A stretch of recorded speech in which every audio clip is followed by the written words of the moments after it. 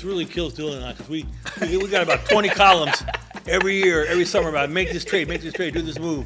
Now we got season's nothing. over. Season's back. Hello and welcome back to Dodger Debate. I'm Jack Harris, the LA Times Dodger beat writer, along with our columnists, Dylan Hernández, Bill Plaschke. Bill, You're going to do Dylan first. Well, I'm getting confused here. He's sitting off to my left. I will secede that position to him. We're going in order of good-lookingness. That's right. Why is Jack? I'm really envious of Jack's youth. Look how happy he is, Plash. He's so Remember happy. when we used to look like that? He's so happy because his team's winning. His team's winning a championship. He's going to make all the extra money off freelance. Well, I was going to start with, do you guys have 10 seconds of Luka hot takes for me before we talk about the Dodgers? Or Great Laker move. Just brilliant Laker move. Now that's the first piece. The second piece, get rid of LeBron and completely recast. I read that in the LA Times. It's a great column. I've been begging them to get rid of AD for 2 years. Why? What did he do to you? He's not a true cornerstone. Luka can be. Yeah, he can be. But I think that the thing, right, was just this opportunity presented itself. They went, they got him.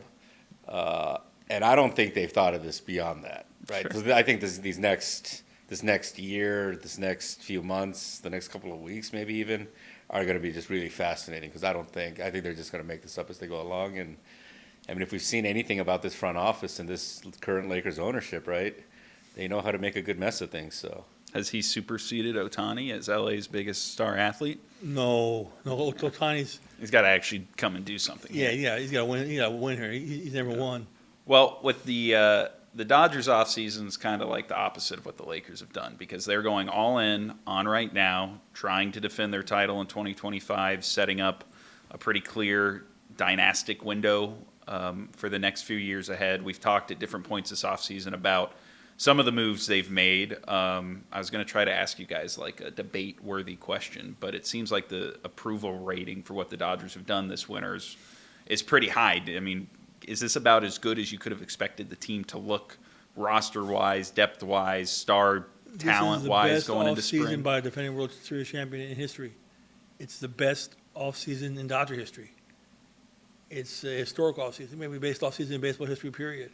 They got everybody they wanted. They got everything they wanted. They had everything they needed. They have everything they need. This team is invincible. I'll tell you right now, they're invincible. I'm calling a World Series championship right now. I'm calling it. I mean, earlier we were talking about offline, like putting standings in the paper to compare where they are with the 2001 Mariners. Let's do that. That's a great idea. for MLB's all-time win record. I don't know. Can you poke a hole in this, please, with your negativity? I really can. I mean, I think it's an indictment on all the other owners, right? I mean, it's funny because these teams have done like a magnificent job, I think, of convincing all their fans that spending money is like not cool or not smart, right? I mean, frankly, the Dodgers had done this for a while, and now everybody's kind of followed, kind of this more kind of economically conservative model, and the Dodgers are like, wait, so you mean we can get anybody we want? Because even you look at like Kirby Yates, right? I mean, that guy's just kind of around because nobody else wanted to pay him, I guess, right? Like, and the funny thing too is I know people were complaining about this whole Sasaki thing. The irony to me about this is that it's the cheapness of all the other owners that created this rule that allowed Sasaki to be grouped with a bunch of 16-year-old Dominican kids. I mean, this is like a ridiculous system, right? But it all happened because, Yu Darvish, Daisuke Matsuzaka, right, their posting fees got into like the 50, 60 million category. Mm-hmm. And owners were like, well, we don't want to have to pay market value for these players anymore. Let's find a way to get them cheaper. And so now you got this system where the Dodgers were able to get Sasaki, who might finish the season as a top 10 pitcher in the league. Yeah. He's going to be playing for minimum salary, and all these cheapskate owners have no one to blame but themselves for this. Yeah, I mean, I was amazed. I told the viewers to go to Dylan's column from 5 years ago. Dylan went to Japan, and he found Sasaki, and he predicted this happened. It was the most wrestling column I've ever read. It was incredible. I mean, he threw 100. He went to his high school. You saw him pitch in high school. I did. But you said this guy's Dylan was just driving around to Japan and saw somebody on a field throwing and goes, oh, man, that guy's going to be good one day. That was a great column. It's a great job. The funny thing about that was, because he's from this backwoods prefecture where Ohtani's from. And actually, that field was where he played. The stadium where he played was in this park that was connected to Ohtani's high school. And there must have been that day. This is the National Baseball High School Tournament. It starts there at the local level, right? And I think 7 of the 9 starters on this team, they played this team from this like tiny village. 7 of the 9 starters were named Kikuchi. That's how small that town was, right?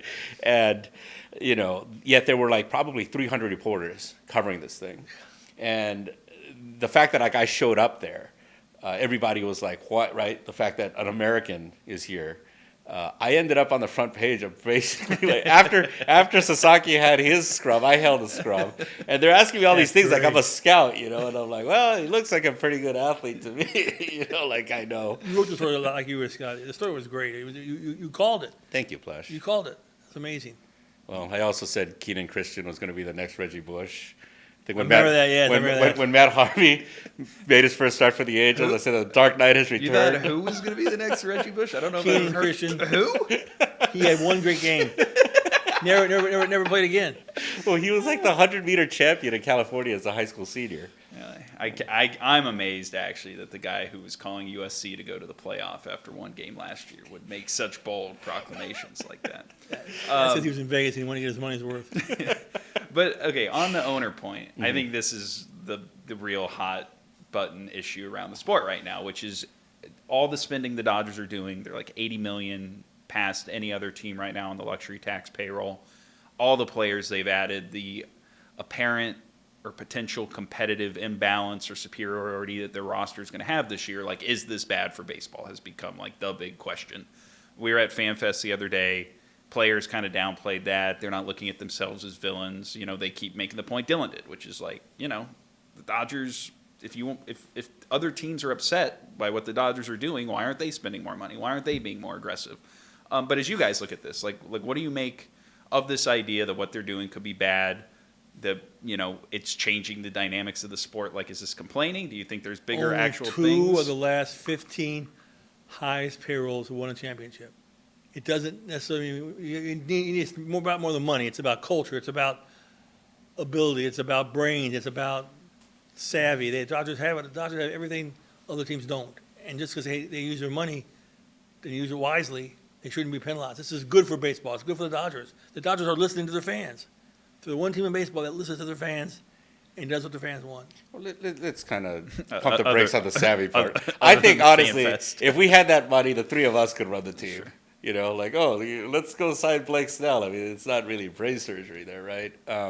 But I don't think, here's the thing, man. Like, anyone that says that this is bad for the sport is overestimating the popularity of baseball, right? And, what do we want? Like a Rangers Diamondbacks World Series again that nobody watched, right? I mean, the thing is, what this sport needs, right, and we've talked about this for a while, baseball is a regional sport, meaning guys might be popular in their markets, but you look at guys who have national advertising, who is it, like Ohtani?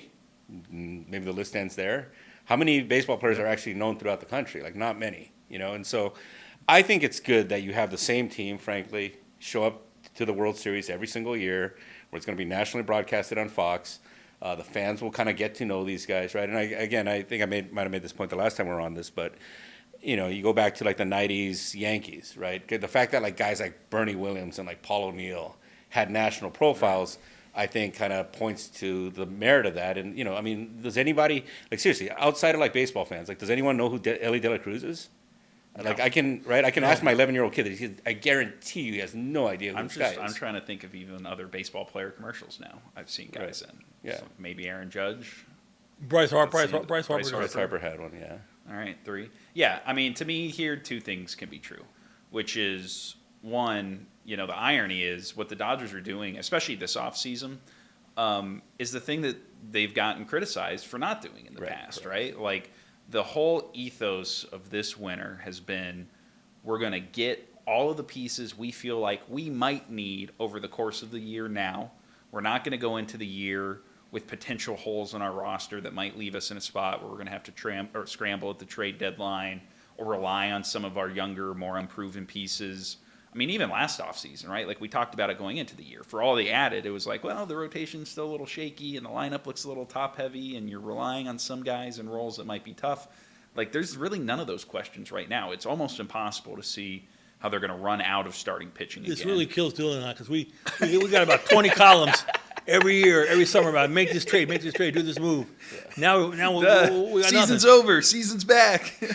Yeah, I mean now, right? I mean, I do, and again, we've seen kind of super teams or attempts at building super teams, right? When the Phillies kind of had the four aces, so to speak, and some of these, A-Rod going to the Yankees, right? That team only won one title really after A-Rod went over there. But I do think what's kind of different here is that it's not just in the Dodgers case, it's not just the lineup, right? It's not just the rotation. Now they're getting to the point where they're spending money on the bullpen, Yeah. right? And you're looking at this and like short of, I mean, I don't, something really, really bad happening.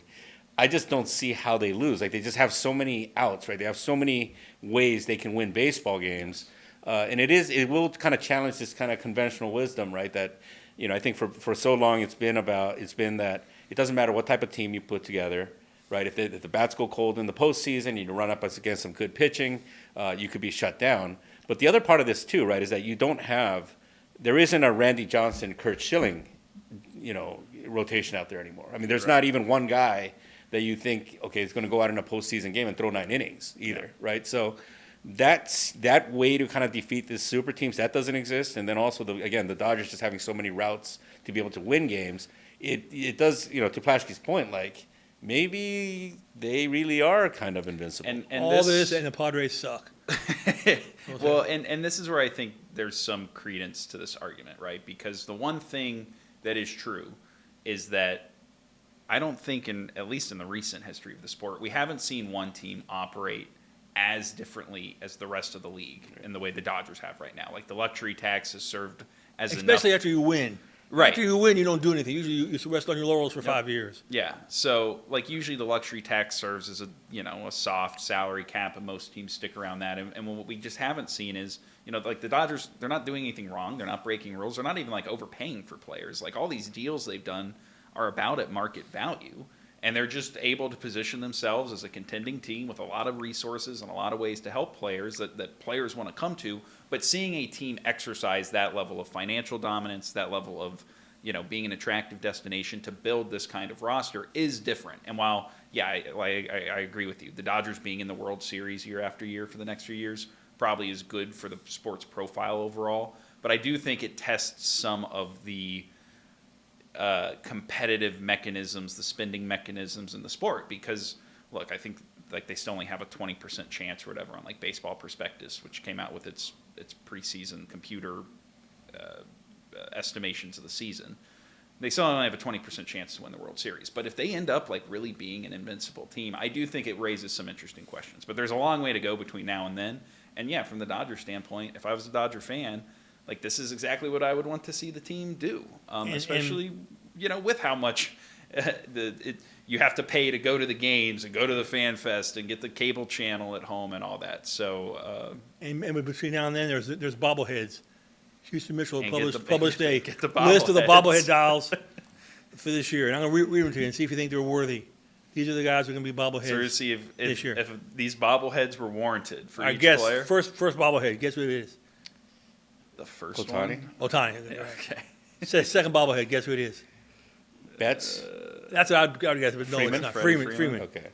With the Third bat. bobblehead. Betts. Dave Roberts. Oh, yeah. All right. Betts is fourth. Now there's a piece of off-season business that hasn't gotten done yet. A new Yeah. contract for the manager. I'm ready. I want to write about that. Do I have to talk about it on here, or can I save it for my column? Does anybody read us I anymore? think more people I'm watch actually this. Curious I'm curious what the overlap of people who watch this and actually read our stuff. All right, is. Dave Roberts needs to get a new contract now. The appearance is bad. The appearance is that he's a lame duck. The appearance is that he has 1 year left on his contract. They haven't taken care of him. They're going to take. It's going to get done, but it needs to get done now for spring training. It's a good little like teaser. All right, I got more. Back to the bobbleheads. Ice Cube is a bobblehead. Oh, for sure. Joe Davis is a bobblehead. No. Did they do Vin bobbleheads like regularly? And that's not to say Joe's at Vin's level. I'm just, what's the precedent? There is a Vin bobblehead. Oh, there's one this year. Yeah. Okay. Well, Tommy Edman bobblehead. Does the Joe Davis one talk? oh, see if they had put the voice in of the Right. Freddie home run, that would have been good. Yeah, see.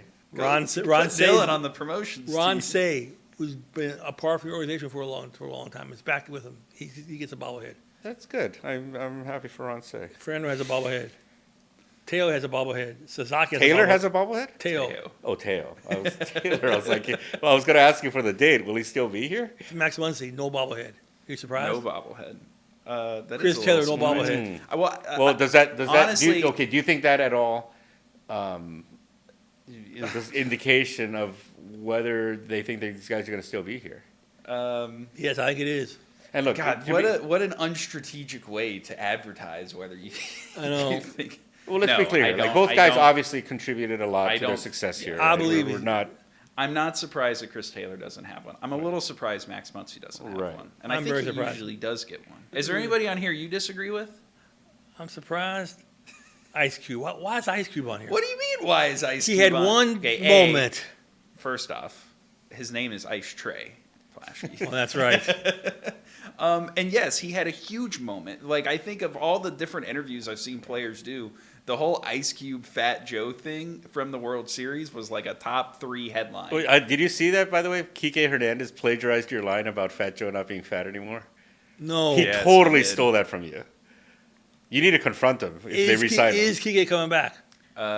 It's very possible, I think is how I'd put it. There's some, like, look, with where the roster is right now, there's like 2 big things to get done, which is getting Kershaw's contract finalized, which is expected to happen. And then, yeah, Kike Hernandez, who right now, I think if he does come back, it probably plays out similarly to last year, where they wait till they get into camp, see how the team looks, be able to move some guys off the roster. But I think he still very much fits. Dieter Rule should have a bobblehead.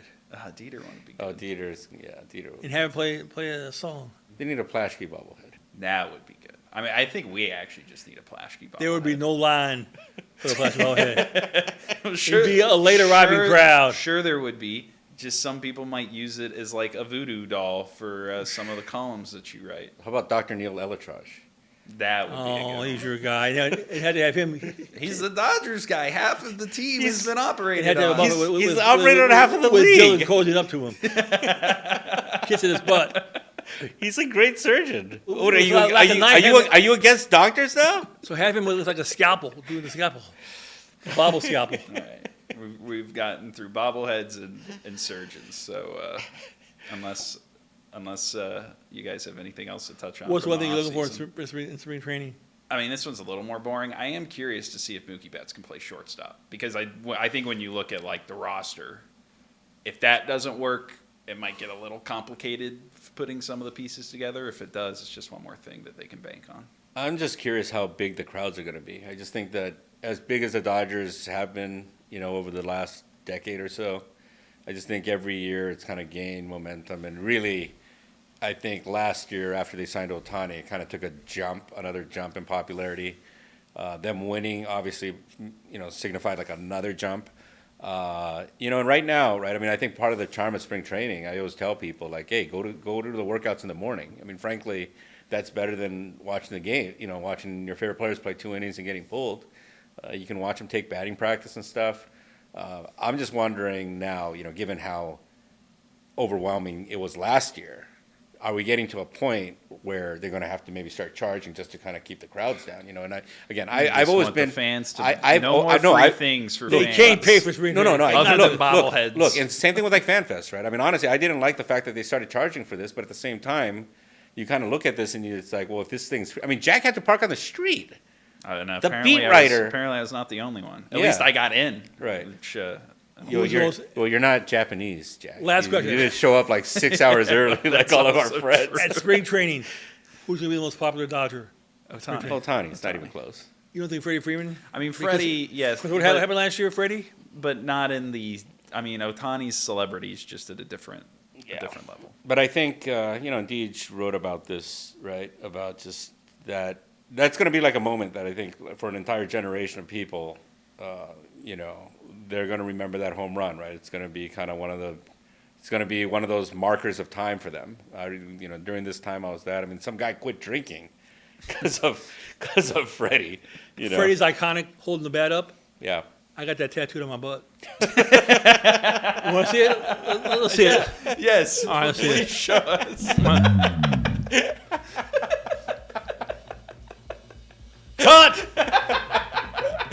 Cut.